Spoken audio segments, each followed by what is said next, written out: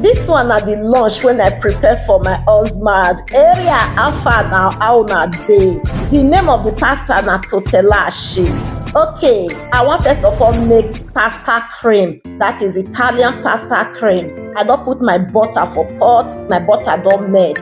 I go start to dey put my flour, small flour make una see am say na low heat na e dey I go dey turn am.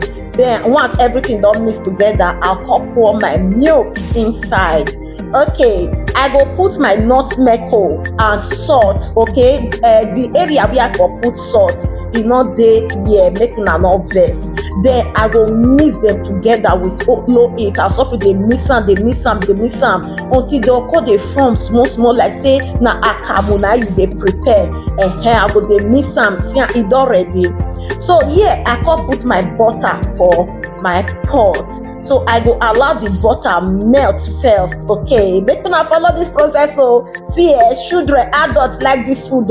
I come put my onions, using butter to prepare some of your food. The aroma not be here, especially when they use your butter till they toast your onions.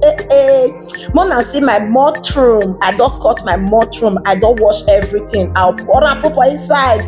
Then I'll come put this my peeled meat. Okay, it already cut from supermarket. I'll pour them inside, mix them together, make them for cook well. Okay, I'll call high my heat because see say meat dey inside. I need to toast them very well, make them for cook together. After that, how na dey see am, I'll come put salt.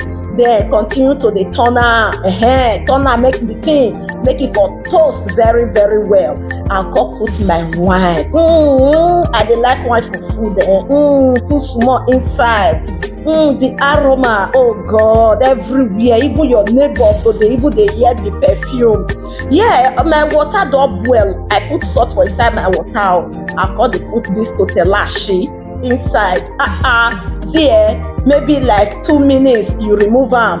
Okay, inside there I dey put that is the water when I take boil my pasta because e dey creamy. I'll put am for inside my mushroom. Then I come put that cream bechamel inside. I mix them together. I come dey put the pasta inside. This pasta na chips dey inside wey Italian dey call formaggio or parmigiano na dey inside formaggio. Then I'll come mix them together, make the cream for enter well. See am, I don dey do my decoration. You see, this pasta wey they take dey eat cream, if you use your mushroom take cook pasta, you go enjoy am walai. See the outcome of my food. How far now? Area, how una see this food?